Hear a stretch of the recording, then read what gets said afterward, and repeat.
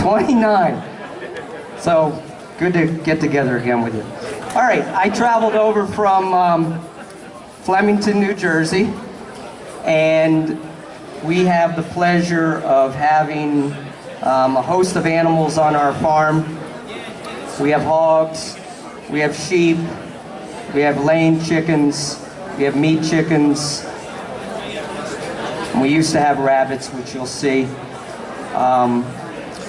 All the animals on our farm get processed by us, and it's a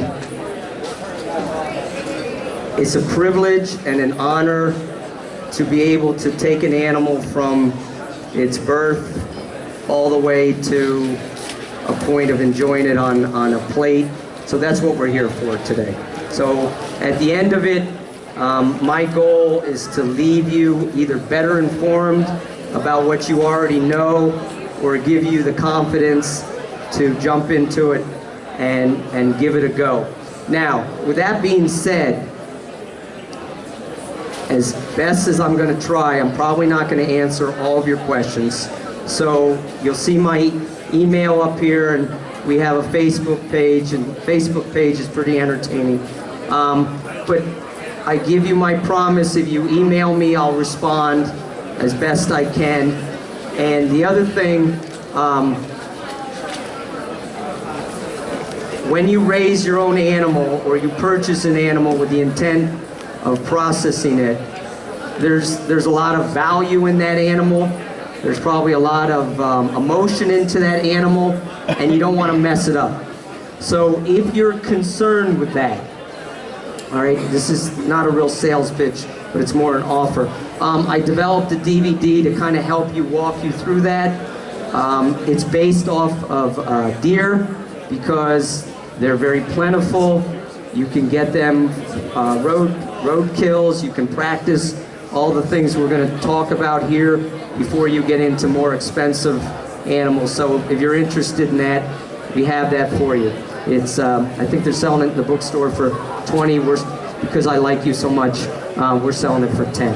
All right, next slide. All right, why butcher? I always love this picture. This is me down in Williamsburg, Virginia. I was asked to go down there to do a heritage hog colonial butchering demonstration. I fault them, but I had to get in their garb, and they didn't ask me how tall I was, so they had a hard time fitting me, but that was their fault. So there's a couple pictures of down in Williamsburg. We had 9 heritage hogs that day, and I don't know if you can see it, but if you look right below my right hand, take a look at the back fat or belly fat on that hog. That's why they're called heritage hogs, because they have so much fat on them. On our farm, we raise Berkshires and Tamlers. They have a similar type of back fat. That's what I prefer to work on. Ribs. Okay, I think everybody pretty much enjoys ribs. If you don't, then sorry for you. All right, why to butcher? We were just talking about pricing for, I did yesterday a profiting off of poultry. There's a financial gain in it. If you can do it yourself, obviously you're going to cut out that cost of processing an animal. So there's that benefit to it. These are actually my uncles out in Indiana skinning a beef steer. Next. They're very proud. All right, there's tradition. This is my son, Henry. I don't know if he's still here. He's grown up quite a bit. It's a family affair for us. If you were in that talk yesterday with the poultry, you saw my daughter, Eleanor. She works our scalder on our chicken processing trailer. My children know where their food comes from. They not only know where their food comes from, they process their food. We had a young man come over to our house a couple weeks ago, and we served him dinner, and his father a couple nights later says that he's not interested in coming to our house again because he realized that the animals that he was fed came from our farm. That's a pretty big disconnect there. So for us, processing animals is something, I'm not going to say we enjoy, but it's an avenue that we respect. And we turn it as much as we can into a fun activity here. This is every year we do a Chinese New Year. I'm not Chinese, obviously, but we make Chinese sausage. We make many different types of sausages, so we turn it into something fun. There we are. I mean, that's some happy men right there, with a wok full of sausage we just made. A beer in your hand in a snowstorm with the sausage. Come on, that's good times. All right, facilities, something that you're going to need to consider. You can go highbrow and you can go lowbrow. I have processed many pigs using a 50-gallon drum, hoisting them up on an oak branch, and called it a day. You need to have protection, not only for your own self, but for the animals, such as flies, and if you're going to chill them overnight, you don't want them to be compromised by some sort of animal. You need a water source for the obvious of cleanliness and the process, and it helps to have an electrical source. It's not a good day when the animal takes longer to process than you thought, and dusk starts happening and you start panicking. So it's good to be able to put a light on yourself rather than drive the pickup truck out there and hope for the best. All right? Consider the time of year that you're processing. We try to do for ourselves in the cooler months. Like I said, we process chickens, and it's an ugly day when we're processing chickens and it's up like 96 degrees, and you know, it just makes that much worse. So try and time it the cooler times of the day or cooler times of the year. The type of animal is going to have an impact on that. Someone just brought me over ducks to process 2 weeks ago. We're not talking any longer. Ducks are horrible, and if you don't catch them in the right molt or period of feathers, it's bad. So not only am I not talking to him, I'm not processing ducks any longer.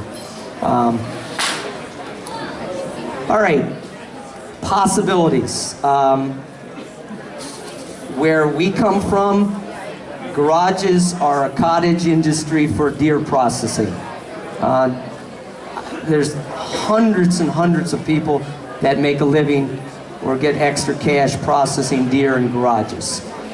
It's a good facility, so don't count that out. Obviously, barns, outbuildings, a table under an oak tree, it's good enough for a lot of animals. I've done a lot of hogs just using a table with a tree. All right, this is actually our meat room. This was my garage for my pickup truck, and my wife said that was going to be my facility. We didn't have enough money for anything else, so we went with it. There's something to be said with a smaller type of facility. It's more efficient,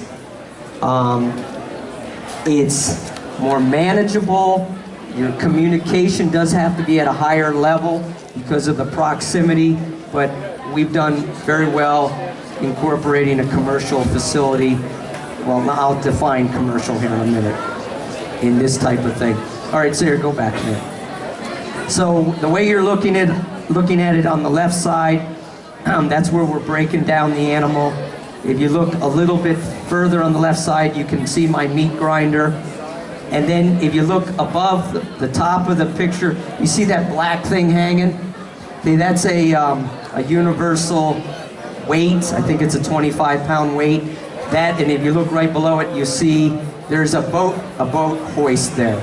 That's what that is. So that's what we crank up the animals with. All right, it's very effective. And then on the right side, we have the wrapping area, and then we have labeling, and out it goes. All right, so it's a U-shaped process, and like I said, it's very, very efficient. All right, same picture. Go ahead. All right, there's a better picture of the wrapping and labeling. Now, those labels, this is a really nice thing to do for your, even if it's just for your own meat, which probably a lot of you are doing. You go to Staples, and they will print up the label stamps for you, and you can give them whatever name you want, and they'll print it up there. And you can also get one with the date on it. You want to make sure that when you put whatever meat you're processing into that freezer, that it has some sort of organization to it. You don't want to get freezer burn. You don't want to forget about it. So it's, at the time, you want to make sure while it's fresh in your memory that you label it, you stamp it with a date, and then you have some sort of system when you put it in the freezer that you know to use, you know, the older dates and work back. And I'll tell you, have someone that's got a clear like they're not getting tired and this and that, because once you wrap it, believe it or not, I'll forget what I just wrapped, and I'll be like, was that you know, chops? Was it a shoulder? I can't even remember. So you got to train yourself before you seal it up to remember what was in it. Otherwise, you think you're pulling out bacon and, you know, you got ham hocks or something. All right, next. All right, the tools. All you really need is a knife, and that's it. A knife will do it. The more tools you have, the easier it is, but it's not necessary. So going through these things, the far left, you see how long that knife is? Okay, it's about this long. Okay, how many people deer hunt? I am in Pennsylvania. The silver skin, okay?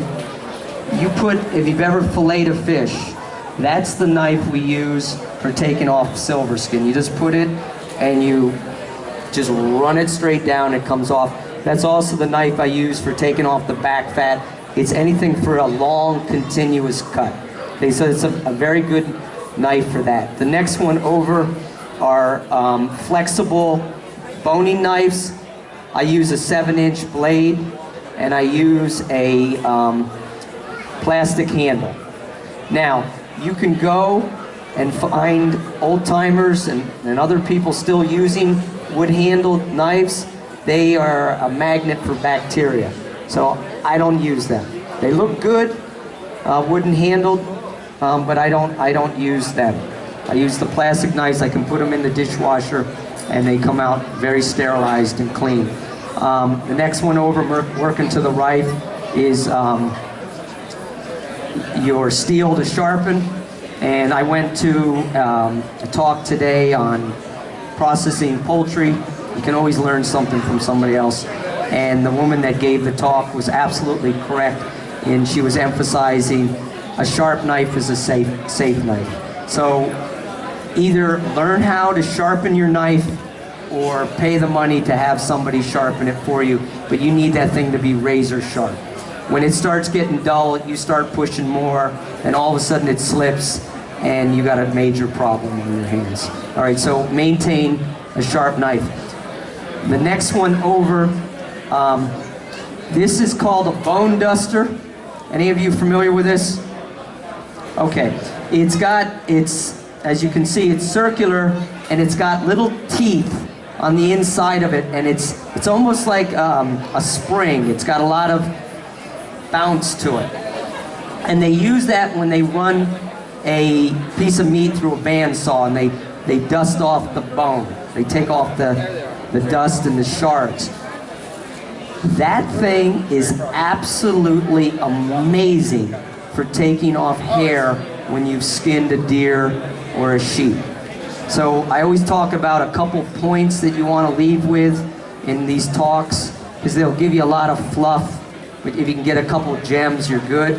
All right, that's a gem you should get. A bone duster, they'll sell them from any meat packing plant, and if you're doing anything with venison or sheep or any fur or hair animals, it makes life just so much easier. Run it down, those little teeth pick up the hair and you're good. The next thing over is actually like a bread scraper, a dough scraper. Very, very good when you're cutting animals. You'll get that slop and slime. You just run this along the table and that cleans it up. The one that's got the curve to it is a skinning knife. Believe it or not, I put that in there. These are your best skinners right here, because you can't puncture something unless you got New York City nails. Okay, if you have short nails and you just use very little knife action and you get your fingers in there and you get your fist in there and you work it down, that's how you skin an animal. I don't skin it with knives. The little tiny hand pruners in there for when I'm doing chickens. You got the gambrels for separating the legs. Another point, when you hoist an animal up, if you put it, I keep walking over here thinking you can see that. If you put it on that gambrel, that triangular looking thing, and you have it hanging from that. You ever seen a dog chase its tail? Right? That's what you're gonna look like. Because that gambrel, when you go to start working on that, whatever it is, pig, sheep, it's gonna turn with you. And you're gonna literally chase the animal around in circles. That's dangerous. So what you do, you can still put it on that, but tie off one end to a solid object. Then it's not gonna spin on you, okay? A cleaver, when we teach classes, I always bring out the cleaver because it looks cool. The lopper is very, very good for taking off the hoofs of animals. Okay, I want to keep my knife sharp, so I'm not going to put my knife in there. I just lop them off. It's a little grotesque in the way it sounds, but it works really well. Bone saw, meat saw, we use it.